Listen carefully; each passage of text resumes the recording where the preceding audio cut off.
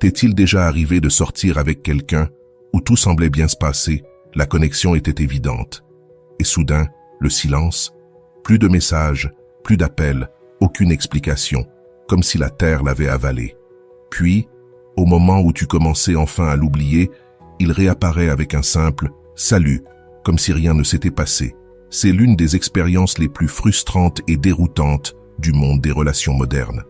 Un jour, vous planifiez votre prochaine rencontre, riez ensemble jusqu'à tard sur WhatsApp, et le lendemain, plus rien.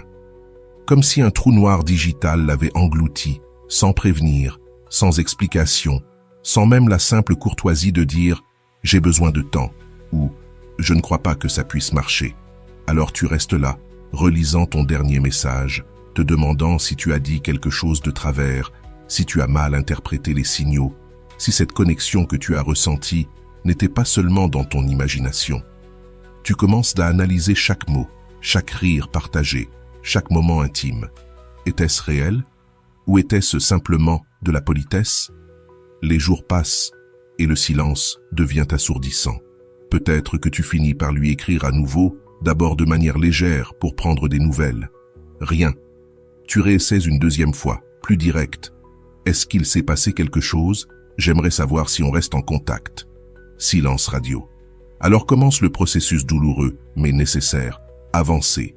Accepter que certaines personnes disparaissent sans explication, que tout le monde n'a pas la maturité émotionnelle pour une conversation honnête. Petit à petit, tu guéris. Tu arrêtes de vérifier ton téléphone toutes les 5 minutes. Tu cesses de le traquer sur les réseaux sociaux. Tu recommences à sortir, à rire sincèrement, à te rappeler de ta valeur et de ce que tu mérites dans une relation. La blessure se referme lentement. Et quand tu as presque complètement tourné la page, quand tu n'y penses plus tous les jours, quand tu as retrouvé ta confiance et que tu es concentré sur ta vie, boum, le message tombe. Salut, comment tu vas? Comme si de rien n'était. Comme s'il ne t'avait pas laissé en suspens pendant des semaines, voire des mois. Comme s'il ne te devait aucune explication pour sa disparition soudaine. C'est déconcertant. En un instant, toutes les émotions reviennent comme une avalanche. La confusion, l'espoir mélangé à la colère, la tentation de répondre aussitôt contre l'instinct de protection que tu as développé. Pourquoi revient-il maintenant? Certains réapparaissent parce qu'ils se sont ennuyés avec d'autres options. D'autres parce qu'ils se sont sentis seuls un vendredi soir et ont repensé aux bons moments passés avec toi. Certains reviennent parce que leurs autres tentatives amoureuses ont échoué et que tu représentes l'option sûre, celle qui répondra probablement. Et puis, il y a ceux qui comprennent sincèrement qu'ils ont fait une erreur. Mais même dans ce cas, la manière dont ils reviennent en dit long sur leur caractère. Moi aussi, j'ai vécu ça. Et je veux te dire exactement comment répondre dans cette situation pour protéger ton estime de toi, garder ta dignité et poser des limites claires, sans tomber dans le piège de la disponibilité immédiate.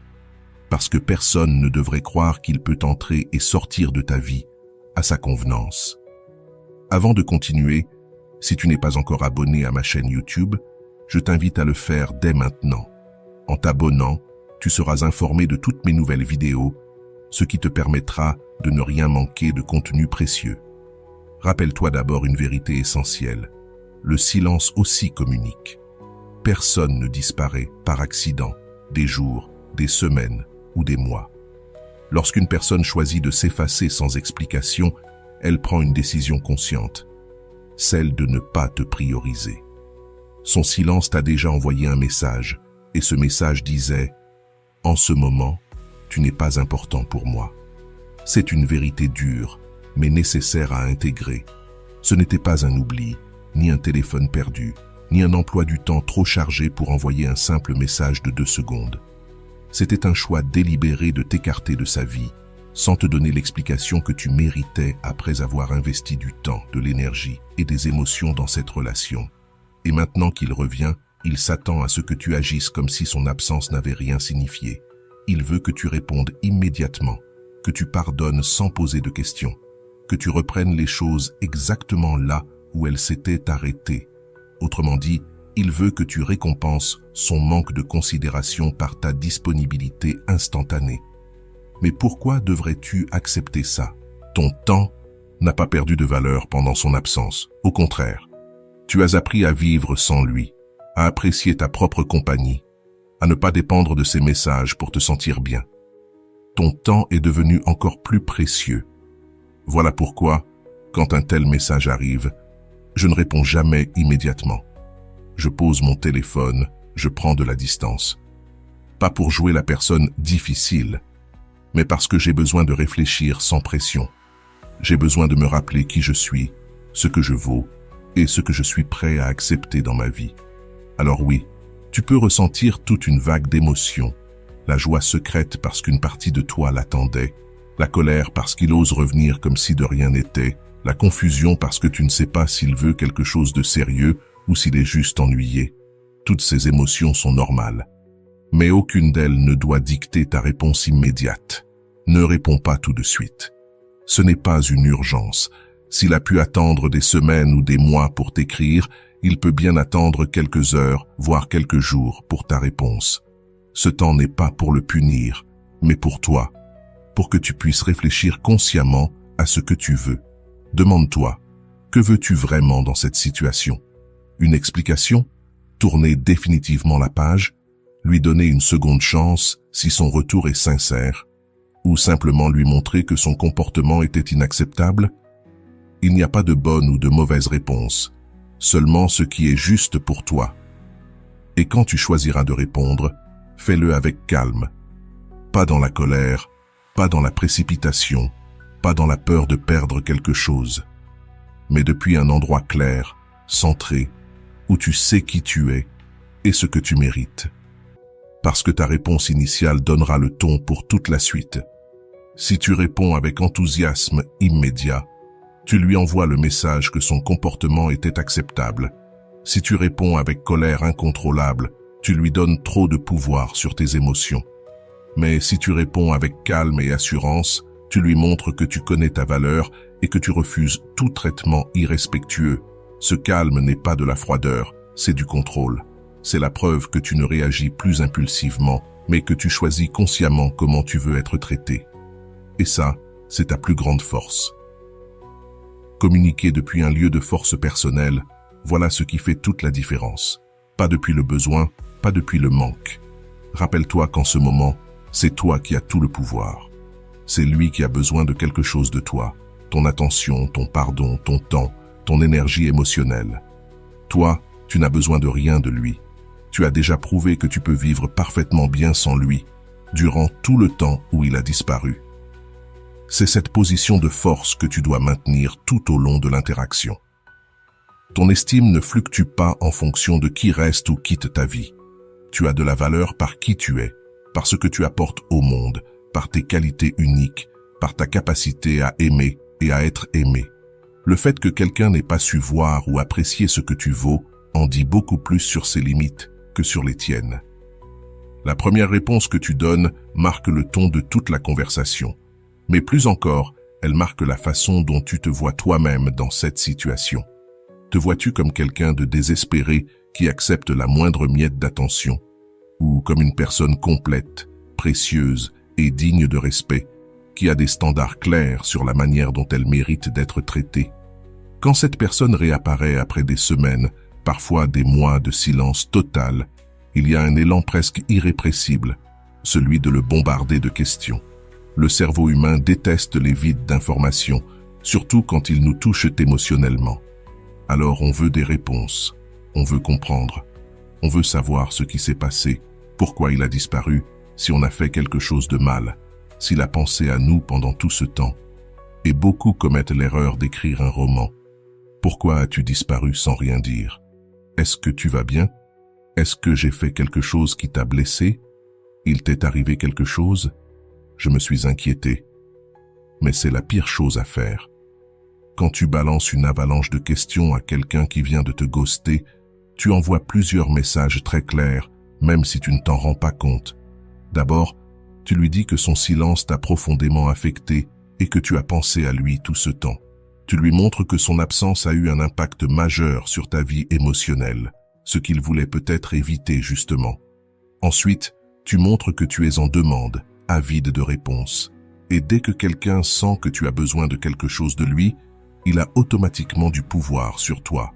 Il peut alors choisir de te répondre ou pas, te donner des demi-vérités, mentir, manipuler la version des faits à son avantage. Et surtout, il comprend que tu es en train de lui demander une faveur. Parce qu'exiger des explications, c'est exactement ça. C'est lui demander d'investir du temps et de l'énergie émotionnelle pour combler ton besoin de compréhension. Or, il a déjà démontré qu'il n'était pas disposé à investir quoi que ce soit en toi, puisqu'il a disparu sans prévenir. Alors pourquoi serait-il prêt à le faire maintenant? Ne m'en dis jamais de raison. Grave cette phrase dans ton esprit. Chaque fois que tu ressens l'envie de demander « pourquoi ?», rappelle-toi que quémander des explications, c'est quémander de la charité émotionnelle. Et la vérité, aussi dure soit-elle, c'est que les explications forcées sont rarement sincères. Si quelqu'un voulait vraiment t'expliquer, il l'aurait fait avant, ou au moment où il revient. Sinon, les justifications qu'il te balance sous pression ne sont que des excuses improvisées, des demi-vérités, ou des mensonges déguisés pour calmer ta soif de réponse. Et toi, combien de fois as-tu demandé une explication et en es-tu ressorti complètement satisfait? Probablement très rarement, parce que les explications arrachées de force ne viennent pas d'un désir authentique de clarifier, mais d'un inconfort, celui de devoir dire quelque chose, n'importe quoi, pour que tu arrêtes de poser des questions. Si une personne a de l'intégrité, si elle regrette sincèrement d'avoir disparu, elle viendra d'elle-même avec des excuses et une explication. Elle dira quelque chose comme « Je sais que j'ai disparu sans prévenir, et c'était mal. J'ai traversé une situation difficile, et je n'ai pas su gérer. J'aurais dû te le dire, je suis désolé. » Voilà une excuse réelle qui vient d'un vrai désir de réparer. Mais si tu dois l'arracher, c'est déjà un signe clair. Cette personne n'a ni la maturité émotionnelle, ni l'intégrité nécessaire pour assumer ses actes. Ton rôle, ce n'est pas de courir après la vérité, c'est de protéger ta paix. Ton bien-être émotionnel n'a pas à dépendre d'une explication. Ta sérénité n'exige pas que toutes tes histoires aient un point final propre et satisfaisant. Certaines personnes sortiront de ta vie sans rien dire, et c'est très bien ainsi. Ne joue pas au détective émotionnel. Ton énergie, ton temps, ta santé mentale valent bien plus que ça. Et courir après des explications, c'est l'exact opposé de protéger ta paix. C'est comme gratter une plaie qui cicatrise ou boire du poison en espérant que l'autre en souffre. Quand tu refuses de demander des explications, il se passe quelque chose de puissant. Tu gardes ta dignité intacte. Tu restes à égalité, voire en position de force, parce que tu prouves que ton estime ne dépend pas de la validation des autres. Et paradoxalement, très souvent, c'est quand tu n'exiges rien que les explications finissent par arriver toutes seules, parce qu'un silence bien tenu crée un vide que l'autre ressent le besoin de combler. Mais même si tu n'obtiens jamais d'explication, est-ce que ça change vraiment quelque chose? Non, parce qu'au bout du compte, la seule vérité qui compte, c'est qu'il a choisi de disparaître sans même te donner la décence d'un mot. Et ça, c'est tout ce que tu as besoin de savoir. Ne te justifie pas non plus. Quand il revient, il peut être tentant d'expliquer ce que tu as fait pendant son absence, comme si tu devais prouver que tu as bien vécu sans lui. Mais pourquoi lui devrais-tu un rapport? Tu ne lui dois rien. Pas d'explication sur ton temps. Pas de compte sur ton état émotionnel. Il a perdu ce privilège le jour où il est parti sans prévenir. Tiens-toi ferme dans ton respect, dans ta dignité. Ne quémande pas des réponses qui ne t'apporteront de toute façon aucune satisfaction. Rappelle-toi, une personne qui se soucie vraiment de toi viendra avec ses excuses et ses explications sans que tu aies besoin de les demander. Sinon, cela te dit tout ce que tu dois savoir sur ses véritables intentions et sur sa maturité. Et après avoir compris tout cela, il reste une étape essentielle, ta réponse. Car ta réponse va poser le cadre de toute interaction future et elle va surtout montrer le niveau de respect que tu exiges pour toi-même. Ma réponse préférée est simple, directe et puissante. Bonjour. Ton message m'a surprise après tout ce silence. Tout va bien. Une phrase courte, mais chaque mot est choisi avec soin pour envoyer un message clair. Simultanément, on va la décortiquer mot par mot pour que tu comprennes exactement pourquoi elle est si efficace. Tu commences par un simple « bonjour ». C'est une cordialité basique. Tu n'es pas agressive, tu n'es pas hostile, mais tu n'es pas non plus exagérément chaleureuse ou émotionnellement disponible. C'est un salut neutre qui garde la porte ouverte à une conversation civilisée, sans montrer de désespoir ni d'émotion excessive. Puis vient. Ton message m'a surpris. Voilà le génie de cette phrase. Tu reconnais que tu as reçu son message, tu ne l'ignores pas, mais en même temps tu fais comprendre que tu ne l'attendais pas. Le mot « surpris » est parfait. Il est honnête sans être dramatique. Tu ne dis pas « ça m'a blessé », « ça m'a troublé » ou « ça m'a mise en colère ». Toutes ces phrases qui lui donneraient trop d'informations sur ton état émotionnel. Surpris reste neutre, mais il fait passer le message. Son retour n'était pas attendu avec impatience. Et ensuite, après tant de silence. C'est la partie la plus puissante de toute la phrase. Tu mets son comportement sur la table. Pas de drame, pas d'accusation, juste la vérité, claire et directe. Tu ne dis pas « après que tu m'as ghosté » ou « après que tu as disparu comme un lâche ». Non, tu énonces les faits. Il y a eu du silence, beaucoup de silence, et tu l'as remarqué. Enfin, tu termines avec une question ouverte. Tu lui donnes l'occasion de s'expliquer s'il en a envie, mais tu ne le pousses pas. Tu ne demandes pas une justification précise, tu crées simplement un espace où il peut assumer ses responsabilités, s'il a la maturité pour le faire. Ce n'est pas agressif, mais ce n'est pas non plus comme si rien ne s'était passé. Et c'est exactement ça, la clé de la stratégie. Parce que la plupart des gens tombent dans deux extrêmes quand ils se retrouvent dans cette situation. Soit ils explosent de colère et de ressentiment, soit ils font comme si le ghosting n'avait jamais existé. Premier extrême, répondre avec rage. Où étais-tu? Comment oses-tu disparaître et revenir quand ça t'arrange? Bien sûr, ta colère est compréhensible, mais ce type de réaction montre à quel point son comportement t'a blessé et que tes blessures sont encore ouvertes. Cela peut le culpabiliser, oui, mais ça peut aussi le faire fuir encore plus, car personne ne veut gérer l'intensité émotionnelle de quelqu'un qui l'a déjà blessé. Deuxième extrême, agir comme si de rien n'était. Bonjour, quel plaisir d'avoir de tes nouvelles, comment vas-tu? Là, tu normalises son comportement irrespectueux. Tu lui montres qu'il peut disparaître autant qu'il veut, quand il veut, et qu'il te retrouvera toujours les bras ouverts. Tu installes un précédent dangereux qui se répétera encore et encore. La réponse que je viens de t'expliquer, elle, met en lumière sa disparition, mais sans drame. Tu lui fais comprendre que tu as remarqué et que tu ne l'acceptes pas comme une normalité. Et c'est crucial. Reconnaître un comportement problématique ne doit pas être dramatique ni conflictuel, mais ça doit être clair. Quand tu dis « après tant de silence », tu fais trois choses. Premièrement, tu montres que tu es attentive. Tu n'es pas dans une bulle émotionnelle où tu ignores les actions des autres. Tu remarques quand quelqu'un change son comportement envers toi. Deuxièmement, tu montres que tu as de la mémoire. Tu n'es pas de celle qui efface le passé pour que l'autre se sente bien. Son comportement fait partie de la réalité de votre relation et tu ne vas pas l'effacer juste pour éviter un malaise. Troisièmement, tu montres que tu as des standards. Tu indiques clairement, même de façon subtile, que ce type de comportement n'est pas acceptable pour toi. Tu ne cries pas tes standards, mais tu les rends visibles. C'est là que réside toute la différence.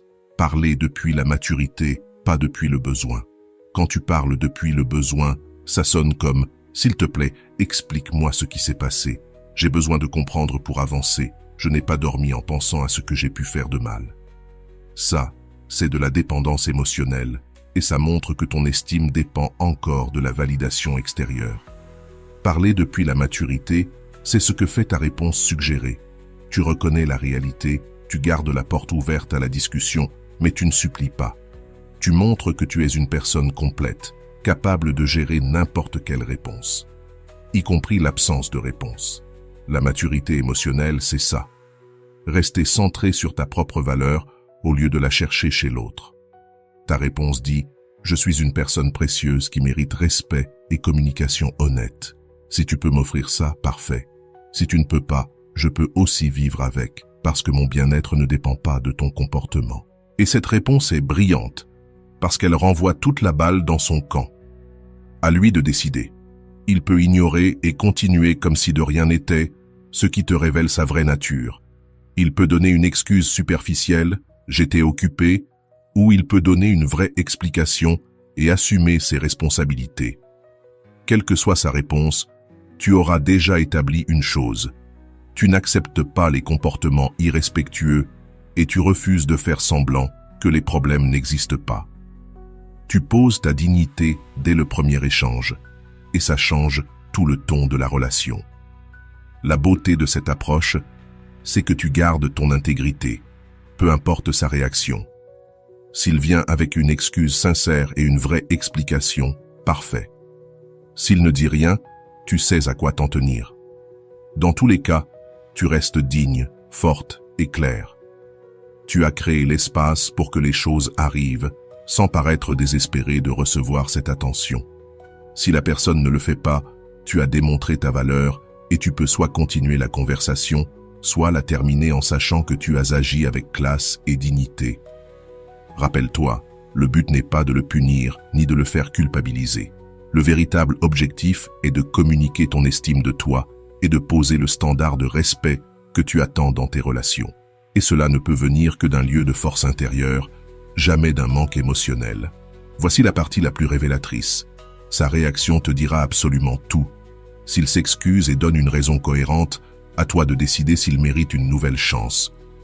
Mais s'il minimise ce qui s'est passé ou agit comme si rien n'avait eu lieu, c'est une preuve claire de désintérêt ou de manipulation émotionnelle. C'est à ce moment-là que tu dois mettre tes limites. Personnellement, je préfère des personnes capables de communiquer. Si le silence est leur façon de résoudre les choses, alors ce n'est pas ce que je recherche. Et ce n'est pas de la vengeance, c'est de l'amour-propre. Un silence prolongé sans explication est déjà un message en soi. Il dit que ta présence n'a pas été une priorité. Si tu laisses quelqu'un disparaître et réapparaître à sa guise, tu lui apprends que ta vie est un lieu où il peut entrer et sortir sans conséquence. Mais ça, ce n'est pas de l'amour, c'est de la dépendance émotionnelle. Souviens-toi de ceci, la bonne personne ne te laisse pas en vue pendant des jours pour ensuite revenir comme si de rien n'était. Si elle revient, réponds avec calme, mets le sujet sur la table et observe s'il y a un réel intérêt.